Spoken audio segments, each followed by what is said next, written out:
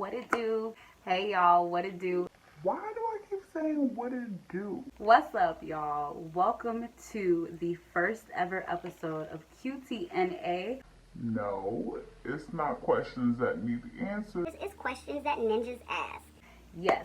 So I wanted to start this segment to kind of address a couple of random questions. I wanted to have the opportunity to show other sides of myself that may or may not be related to my YouTube content. So without further ado, let's get into the first ever episode of QTNA. So this segment's topic is going to be about virginity.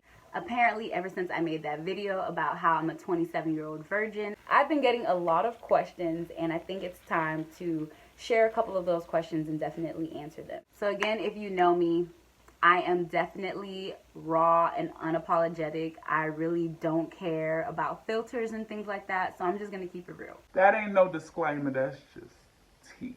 Alright, so the first question that I got was, how do virgins pleasure themselves? So I read that and I was just like, how do y'all pleasure yourselves?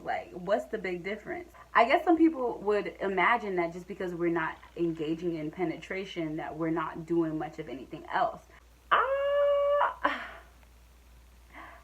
Baby. Period, point blank, boo. We're human too, and we do still get urges and feel certain sensations. We get horny, period. Masturbation is definitely a thing. I used to be kind of nervous to kind of explore the world of sex toys, but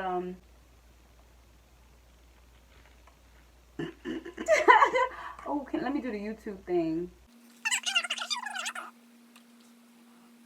Okay, this is Zero Tolerance, and it says it's the all-powerful rechargeable bullet. Because let me tell y'all something, okay? It was quarantine, and after a while, them little DJ hands just wasn't working, okay? Hold up. What she said? Run that back. And after a while, them little DJ hands just wasn't working, okay? But yes, so I recently invested in this bad boy, and here it is. Oh, you didn't think I was gonna put that thing on camera? Yes, it is crazy. Hold on. The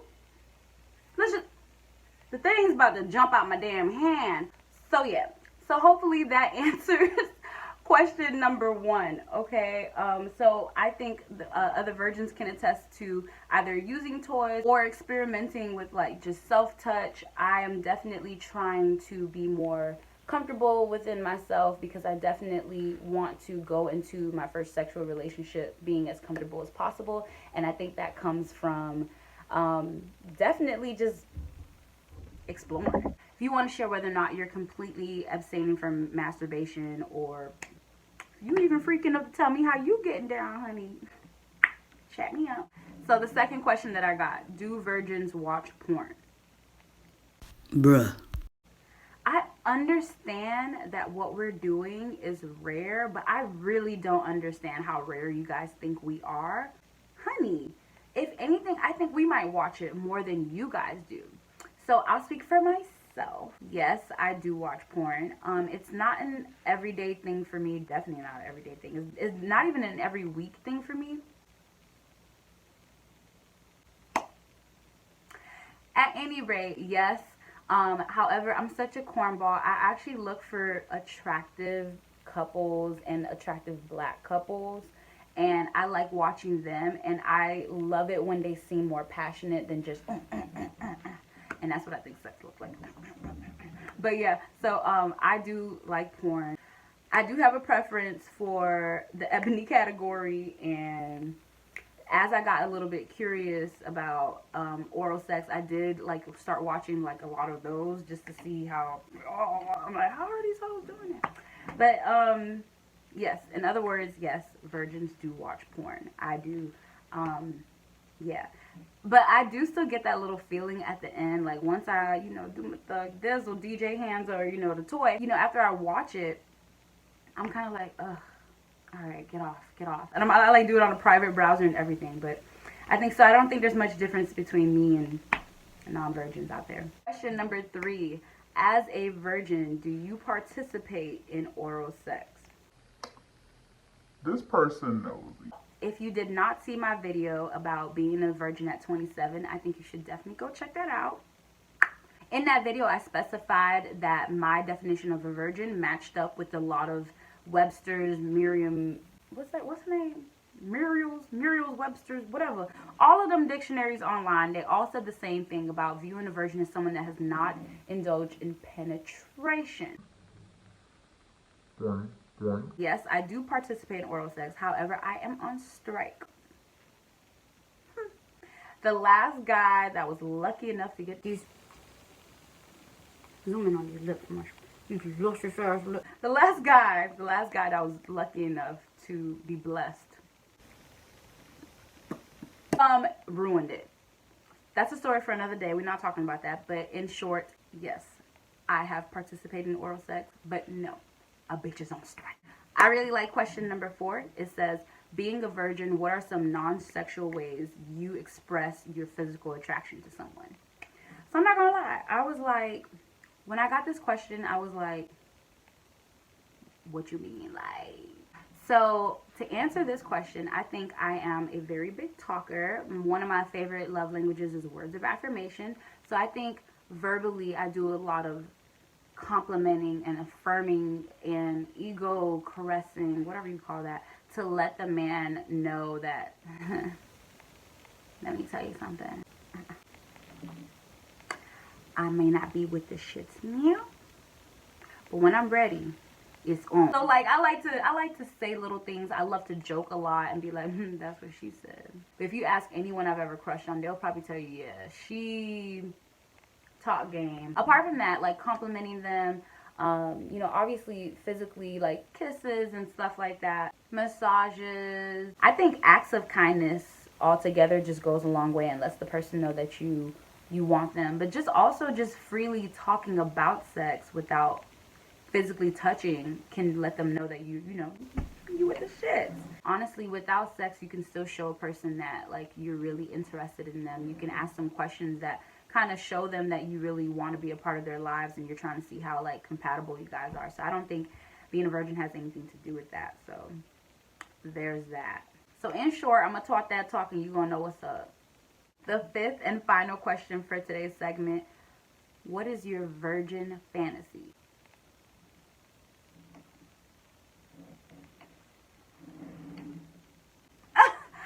So I like this question. I like this question because it puts me in the driver's seat.